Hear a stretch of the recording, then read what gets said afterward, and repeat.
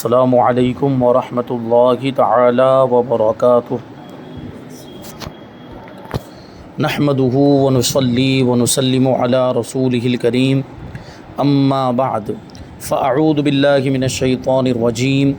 بسم اللہ الرحمن الرحیم ان اللہ وملائکتہ یصلون علی النبی یا ایہا الذین آمنوا صلوا علیہ وسلموا تسلیما اللہم صلی علی سیدنا و مولانا محمد معدن الجود والکرم وآلہ الکرام وابنہ الکریم وبارک وسلم صلاۃ و سلاما علیک یا رسول اللہ صلی اللہ تعالی علیہ وسلم۔ استنجا کا بیان جاری ہے، اس میں استنجا کا طریقہ، استنجا کے آداب، استنجا کرتے وقت، حاجت سے فارغ ہوتے وقت کیا کرنا چاہیے اور کیا نہیں کرنا چاہیے، وہ ساری چیزیں بیان ہو رہی ہے۔ اب یہاں پہ پانی سے استنجا کرنے کا مستحب طریقہ بتایا جائے گا۔ پانی سے استنجا کرنے کا مستحب طریقہ یہ ہے کہ ذرا کشادہ یعنی کھلا ہو کر بیٹھے اور سیدھے ہاتھ سے آہستہ آہستہ پانی ڈالے اور الٹے ہاتھ کی انگلیوں کے پیٹ سے نجاست کے مقام کو دھوئے۔ یہ بات یاد رکھنی چاہیے کہ پانی جو ہے وہ سیدھے ہاتھ سے ڈالنا ہے، اور استنجا کون سے ہاتھ سے کرنا ہے؟ الٹے ہاتھ کی انگلیوں سے، اور الٹے ہاتھ کی انگلیوں کا یہ پیٹ استعمال کرنا ہے، یعنی یہ اندر والا حصہ، یہ اوپر والا حصہ، اس کو انگلیوں کی پیٹھ کہا جائے گا، اور یہ انگلیوں کا پیٹ۔ تو انگلیوں کے پیٹ، الٹے ہاتھ کی انگلیوں کے پیٹ سے نجاست کے مقام کو دھوئے۔ انگلیوں کا سرا نہ لگے، یعنی یہ انگلیوں کا سرا، انگلیوں کی نوک نہیں لگنی چاہیے، اور پہلے بیچ کی انگلی اونچی رکھے۔ بیچ والی انگلی، یہ بیچ والی انگلی ہے، ادھر دو انگلیاں، ادھر ایک انگلی اور یہ انگوٹھا، تو بیچ والی انگلی کون سی ہوئی ہے؟ جو سب سے بڑی انگلی ہے۔ تو پہلے اس انگلی کا استعمال کرے، یہ اونچی رکھے، پھر اس کے برابر والی، یعنی ضرورت پڑے تو اس کے برابر والی انگلی کا استعمال کرے، اس کے بعد چھوٹی انگلی کو اونچی رکھے۔ لوٹا اونچا رکھے کہ چھینٹے نہ پڑیں، لوٹا ایسے اونچے رکھنا چاہیے تاکہ نجاست کے چھینٹے اڑ کر بدن یا کپڑے وغیرہ پر نہ پڑے۔ اور سیدھے ہاتھ سے استنجا کرنا مکروہ ہے، کیونکہ ظاہر سی بات ہے سیدھے ہاتھ کو ہم اچھے کاموں کے لیے، عام طور پر اچھے کاموں کے لیے، کھانے وغیرہ کے لیے استعمال کرتے ہیں، اس لیے استنجا میں سیدھے ہاتھ کا استعمال نہیں ہونا چاہیے، وہاں الٹے ہاتھ کا ہی استعمال ہونا چاہیے۔ ہاں اگر کوئی مجبوری ہے، الٹے ہاتھ میں کوئی چوٹ وغیرہ لگی ہوئی ہے، کوئی زخم ہو گیا ہے، یا خدا نخواستہ کسی کا الٹا ہاتھ ہی نہیں ہے یا ہاتھ کٹا ہوا ہے، تو وہ سیدھے ہاتھ کا استعمال کر سکتا ہے، وہ اس کی مجبوری ہے۔ تو سیدھے ہاتھ کا استعمال کرنا استنجا کرتے وقت یہ مکروہ ہے۔ اور دھونے میں مبالغہ کرے۔ مبالغہ کرنے کا مطلب کیا ہے؟ یعنی سانس کا دباؤ نیچے کی طرف ڈالے، یہاں تک کہ اچھی طرح نجاست کا مقام دھل جائے، یعنی اس طرح کے چکنائی کا اثر باقی نہ رہے۔ اگر روزہ دار ہو تو پھر مبالغہ نہ کرے، کیونکہ روزہ دار ہونے کی حالت میں اگر مبالغہ کیا اور پانی اگر استنجا کے مقام میں اندر تک چلا گیا جہاں پر حقنے کا آلہ رکھا جاتا ہے، تو روزہ ٹوٹ جائے گا، یعنی تھوڑا اندر تک پانی چلا گیا ہے تو روزہ ٹوٹ جائے گا، اس لیے روزے کی حالت میں اتنا مبالغہ نہیں کرنا چاہیے۔ طہارت حاصل ہونے کے بعد ہاتھ بھی پاک ہو گئے، یعنی وہ جگہ پاک ہو گئی تو پھر ہاتھ بھی پاک ہو گئے، لیکن بعد میں صابن وغیرہ سے بھی دھو لے تو اچھا ہے۔ یہ زیادہ نظافت والی بات ہے، زیادہ نفاست والی بات ہے۔ طبیعت اس کی وجہ سے جن کی طبیعت، جو اس طرح کی چیزیں جن کی طبیعت میں نفاست ہوتی ہے یا نظافت زیادہ ہوتی ہے، وہ ان کے لیے یہ زیادہ مناسب ہے۔ جب استنجا خانے سے نکلے تو پہلے سیدھا قدم باہر نکالے، اور باہر نکلنے کے بعد اول آخر درود شریف کے ساتھ یہ دعا پڑھے، الحمدللہ الذی اذھب عنی الاذی وعافانی، یعنی اللہ پاک کا شکر ہے جس نے مجھ سے تکلیف دہ چیز کو دور کیا اور مجھے عافیت یعنی راحت بخشی۔ اور بہتر یہ کہ ساتھ میں یہ دعا بھی ملا لے، اس طرح دو حدیثوں پر عمل ہو جائے گا۔ وہ دعا ہے غفرانک، کہ میں اللہ پاک سے مغفرت کا سوال کرتا ہوں، تو پہلے یوں کہہ لے غفرانک الحمدللہ الذی اذھب عنی الاذی وعافانی، یہ دعا زبانی یاد ہونی چاہیے۔ استنجا خانے میں داخل ہونے سے پہلے کی دعا بھی آپ زبانی یاد کر لیں، اور استنجا خانے سے باہر نکلنے کے بعد کی جو دعا ہے جو ابھی بتائی گئی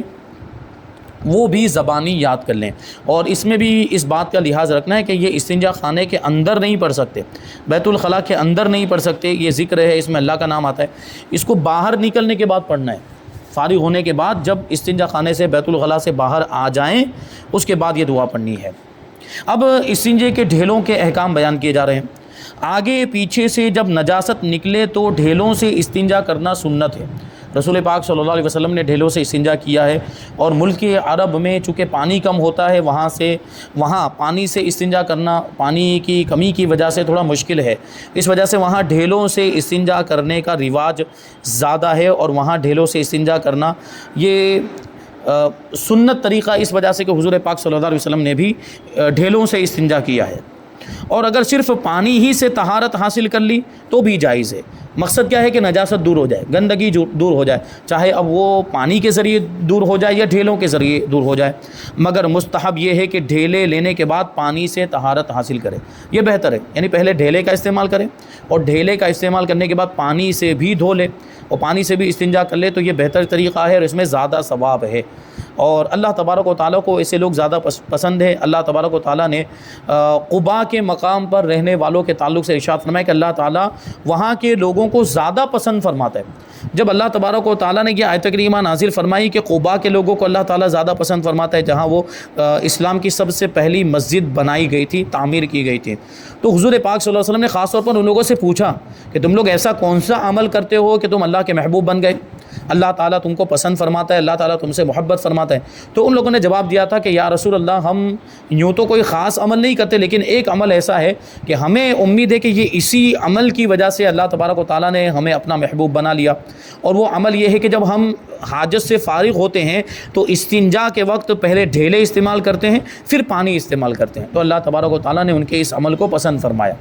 چونکہ اس میں ایک وجہ یہ بھی ہے کہ ڈھیلے کے اندر جو ڈھیلے کو استعمال کرنے کی جو اجازت ملی ہے ڈھیلے سے استنجا کرنے کی، تو ڈھیلے سے استنجا کرتے ہیں تو کچھ نہ کچھ نجاست باقی رہ جاتی ہے، لیکن ضرورتاً اس کو معاف رکھا گیا۔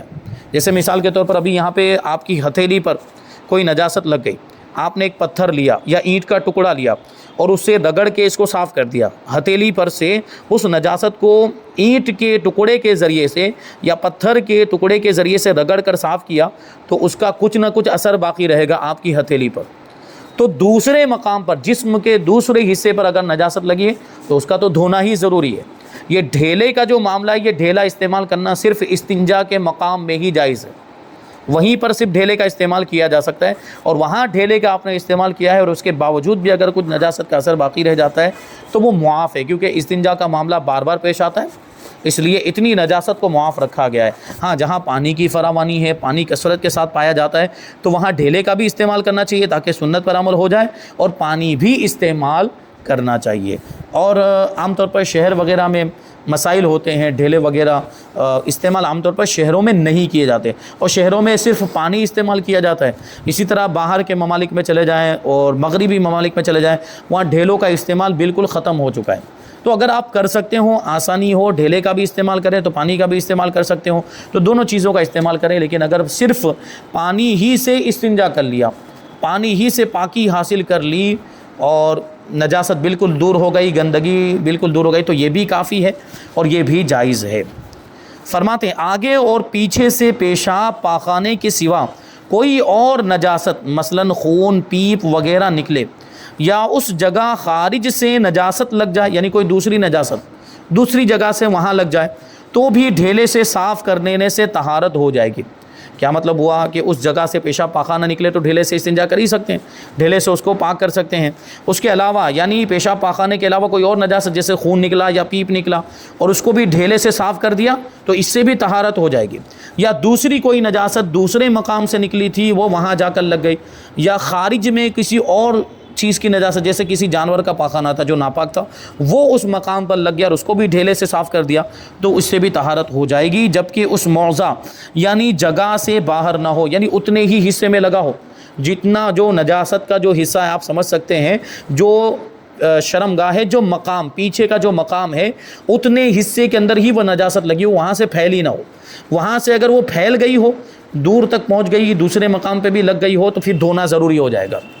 تو کہتے ہیں کہ اس مقام ہی میں لگی ہو اور اس جگہ سے باہر نہ ہو، مگر دھو ڈالنا مستحب ہے، یعنی پیشاب پاخانہ کے علاوہ کوئی دوسری نجاست لگ گئی یا خارج سے کوئی نجاست لگ گئی ہے تو اس کو دھو دینا زیادہ بہتر ہے۔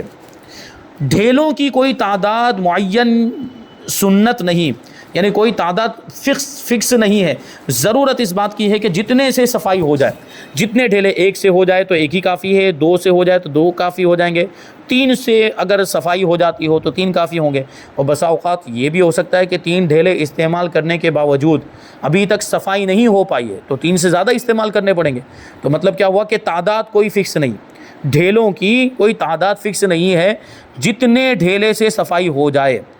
تو اگر ایک سے صفائی ہو گئی سنت ادا ہو گئی، اور اگر تین ڈھیلے لیے اور صفائی نہیں ہوئی تو سنت ادا نہیں ہوئی، بلکہ 4 لے 5 لے جتنے سے صفائی ہو جائے۔ البتہ مستحب یہ ہے کہ طاق یعنی 1 3 5 ہوں، اور کم سے کم 3 ہو، تو اگر 1 یا 2 سے صفائی ہو گئی تو 3 کی گنتی پوری کر لے، اور اگر 3 سے زیادہ استعمال کرنے کی ضرورت ہے تو وہ اکائی والی گنتی ہونی چاہیے، یعنی 3 5 7 اس طرح جو ہے ڈھیلوں کو استعمال کرے۔ اور اگر 4 سے صفائی ہو تو 1 اور لے لے، کیونکہ 4 سے صفائی لی تو 4 جو ہے وہ طاق عدد نہیں ہے، تو اس کو طاق بنانے کے لیے 1 اور ڈھیلا استعمال کر لے تاکہ طاق ہو جائیں۔ اب آگے بتاتے ہیں کہ ڈھیلوں سے طہارت اس وقت ہوگی کہ نجاست مخرج یعنی خارج ہونے کی جگہ کے آس پاس کی جگہ، مخرج کے آس پاس کی جگہ 1 درہم سے زیادہ آلودہ نہ ہوئی ہو، جہاں سے نجاست نکلی ہے اتنے ہی حصے میں لگی ہو نجاست، تو ڈھیلوں سے استنجا کیا جا سکتا ہے، ڈھیلوں سے صفائی حاصل کی جا سکتی ہے۔ لیکن وہاں سے نکل کر آس پاس کی جگہ میں بھی نجاست پھیل گئی اور 1 درہم سے زیادہ لگ گئی ہے تو ایسی صورت میں پھر دھونا ضروری ہو جائے گا۔ اسی کو بیان کرتے ہیں کہ وہاں سے نجاست پھیلی ہے لیکن 1 درہم کے اندر ہی لگی ہوئی ہے تو وہ ڈھیلے سے استنجا کیا جا سکتا ہے۔ اور اگر درہم سے زیادہ سن جائے یعنی آس پاس کی جگہ درہم سے زیادہ آلودہ ہو گئی ہے تو پھر دھونا فرض ہے، دھونا ضروری ہے، مگر ڈھیلے لینا اب بھی سنت رہے گا، یعنی پہلے ڈھیلے کا استعمال کرے پھر اس کو دھو لے تاکہ جو آس پاس نجاست لگی ہے وہ اچھی طرح سے صاف ہو جائے، کیونکہ ایسی صورت میں کہ اگر نجاست وہ مخصوص مقام سے تجاوز کر گئی اور دوسری آس پاس کی جگہ میں بھی نجاست لگ گئی ہے اور 1 درہم سے زیادہ لگ گئی ہے، ایسی صورت میں اگر آپ خالی ڈھیلا استعمال کریں گے تو نجاست اور پھیلے گی، وہ نجاست اور زیادہ پھیلے گی، اس لیے ڈھیلا بھی استعمال کر لیں، پھر پانی استعمال کر کے اس کو اچھی طرح سے صاف کر دیں۔ کنکر، پتھر، پھٹا ہوا کپڑا یہ سب ڈھیلے کے حکم میں، یعنی کنکر بھی استعمال کر سکتے ہیں، پتھر بھی استعمال کر سکتے ہیں، اینٹ کا ٹکڑا بھی استعمال کر سکتے ہیں، اور پھٹا ہوا کپڑا یہ سب ڈھیلے کی جگہ پر استعمال کیا جا سکتا ہے، لیکن کوئی ایسی چیز استعمال نہیں کرنی چاہیے جس کی وجہ سے وہ مخصوص مقام میں زخم ہو جائے یا اس مخصوص مقام سے خون نکلنے لگ جائے، اس طرح کی بھی کوئی چیز نہیں۔ تو جیسے کوئی دھار والی چیز اگر استعمال کریں گے تو وہاں پہ زخم بھی ہو سکتا ہے، خون نکل سکتا ہے، تو ان ساری چیزوں سے صاف کر لینا بلا کراہت جائز ہے۔ کیا بتایا؟ کنکر، پتھر، پھٹا ہوا کپڑا یہ سب ڈھیلے کے حکم میں، ان سے بھی صاف کر لینا بلا کراہت جائز ہے، اور بہتر یہ ہے کہ پھٹا ہوا کپڑا یا درزی کی بے قیمت قطرن سوتی یعنی کاٹن ہو تاکہ جلد وہ جذب کر لے، یعنی پھٹا ہوا کپڑا جو پہننے کے لائق نہیں ہوتا، کیونکہ اگر وہ پہننے کے لائق ہوگا تو اس کا استعمال کرنے میں کراہت ہوگی، کیونکہ وہ پہننے والا کپڑا ہے، وہ لباس کے کام میں آنے والا کپڑا ہے اور اس کو ہم یہاں پہ استعمال کر رہے ہیں، تو اس وجہ سے اس کو وہاں پہ گندی جگہ میں استعمال نہیں کرنا چاہیے۔ ہاں کوئی لباس ایسا ہے کہ وہ پھٹ گیا ہے، اب وہ پہننے کے کام نہیں آئے گا تو اس کو استنجا کرنے میں استعمال کر سکتے ہیں۔ اسی طریقے سے اب یہ آگے کیا بتایا انہوں نے کہ درزی کی بے قیمت قطرن، وہ درزی جو کپڑے کاٹتا ہے تو اس کی جو قطرن، جو کٹے ہوئے جو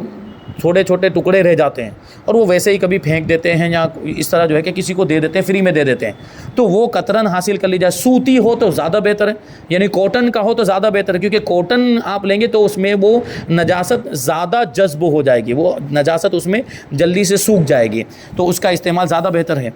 ہڈی اور کھانے اور گوبر اور پکی اینٹ اور ٹھیکری اور شیشہ اور کوئلے اور جانور کے چارے سے اور ایسی چیز سے جس کی کچھ قیمت ہو، اگرچہ 1 آدھ پیسہ ہی صحیح، ان چیزوں سے استنجا کرنا مکروہ ہے۔ یعنی ابھی میرے ہی زبان سے وہ نکل گیا تھا اینٹ، تو اینٹ سے مراد ہے کچی اینٹ، یعنی کچی اینٹ ہے جو پکی اینٹ نہیں ہے، جو یعنی اس کو اینٹ کے سانچے میں ڈھال کر اس کو سکھا لیا گیا ہو تاکہ وہ تھوڑی سخت ہو گئی ہو، یا ایسے ہی مٹی کا کوئی آپ نے اس طریقے سے ڈھیلا بنا لیا، اس میں پانی ڈال کر اس کو سکھا لیا، وہ سخت ہو گئی، یا ویسے ہی زمین سخت ہو گئی تھی، مٹی زمین کے اندر ہی تھی، وہاں پر وہ سخت دھوپ زیادہ پڑنے کی وجہ سے، تو اس کا وہ سخت والا ڈھیلا استعمال کیا جا سکتا ہے، لیکن پکی اینٹ استعمال کرنا یہ مکروہ ہے۔ پکی اینٹ یعنی جس جس کو آگ پر پکایا گیا ہو، جو عام طور پر ہمارے یہاں پہ اینٹ جو موجود ہوتی ہے. تو میں نے جو پہلی اینٹ کہا اس اینٹ سے مراد یہ پکی اینٹ نہیں ہے، وہ اس طرح کی اینٹ ہو. تو پکی اینٹ اور ٹھیکری اور شیشہ مطلب وہ کانچ، اور کوئلے اور جانور کے چارے سے، اور ایسی چیز سے جس کی کچھ بھی قیمت ہو، اگرچہ ایک آدھ پیسہ ہی صحیح، ان چیزوں سے استنجا کرنا مکروہ ہے. اور کاغذ سے استنجا کرنا منع ہے اگرچہ اس پر کچھ لکھا نہ ہو، یا ابو جہل جیسے کافر کا نام ہی لکھا ہو، پھر بھی کاغذ کو استنجا کرنے کے لیے استعمال نہ کریں.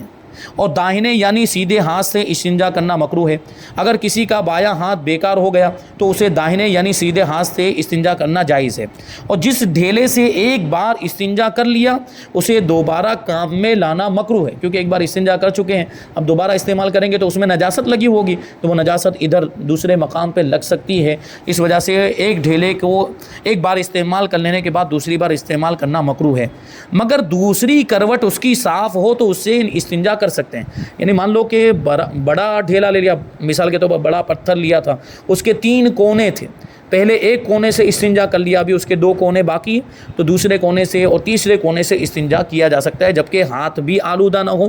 اور وہ حصہ وہ مقام جو ہے نجاست نکلنے کا مقام، اس کے علاوہ اگل بغل کی جو جگہ ہے وہ بھی آلودہ نہ ہونے پائے، تو اس سے استنجا کرنا جائز ہوگا. مرد کے لیے پیچھے کے مقام کے لیے ڈھیلوں کے استعمال کا طریقہ یہ ہے کہ گرمی کے موسم میں پہلا ڈھیلا آگے سے پیچھے کو لے جائیں، اور دوسرا پیچھے سے آگے کو لائیں، اور تیسرا آگے سے پیچھے کو لے جائیں. اور سردیوں میں پہلا ڈھیلا یہ پیچھے سے آگے کو لائیں، اور دوسرا آگے سے پیچھے کو لے جائیں، اور تیسرا پیچھے سے آگے کو لائیں. اور پاک ڈھیلے داہنی یعنی سیدھی جانب رکھنا، اور بعد کام میں لانے کے بائیں الٹے ہاتھ کی طرف ڈال دینا. یعنی ادھر سیدھے ہاتھ کی طرف رکھنا ہے، پھر استعمال کرنے کے بعد بائیں جانب الٹے ہاتھ کی طرف پھینک دینا ہے، اس طرح پر کہ جس رخ میں نجاست لگی ہو وہ نیچے ہو. یعنی ڈھیلا جب ہم پھینک رہے ہیں تو ڈھیلے کو جہاں سے ہم نے استعمال کیا اس میں نجاست لگی ہوگی، تو اس طرح پھینکنا کہ وہ نجاست والا حصہ، ڈھیلے کے اندر جو نجاست والا حصہ ہے وہ زمین کی طرف ہو، اس کا رخ زمین کی طرف ہو، نیچے کی طرف ہو. یہ مستحب ہے. اب جو اوپر ایک بات بیان کی کہ کاغذ سے استنجا کرنا منع ہے، کاغذ سے استنجا کرنا منع ہے، جبکہ ہم بہت سے مقامات پر دیکھتے ہیں کہ وہ ٹوائلٹ پیپر ہوتا ہے، ٹیشو پیپر ہوتا ہے. اور جیسے آپ مثال کے طور پر ایئرپورٹ پر چلے گئے یا فلائٹ میں اگر سفر کر رہے ہیں تو وہاں تو پانی ہوتا ہی نہیں ہے، وہاں تو وہ پیپر ٹوائلٹ پیپر ہی ہوتا ہے. یا باہر کے ممالک میں اگر آپ چلے گئے تو وہاں یہ ٹوائلٹ پیپر کا اور ٹیشو پیپر کا استعمال بہت زیادہ ہے، کثرت کے ساتھ وہ لوگ استعمال کرتے ہیں، ہاتھ پہنچنے میں، منہ پہنچنے میں، اور ہر جگہ پہ وہ تقریباً اس کا استعمال کرتے ہیں وہ.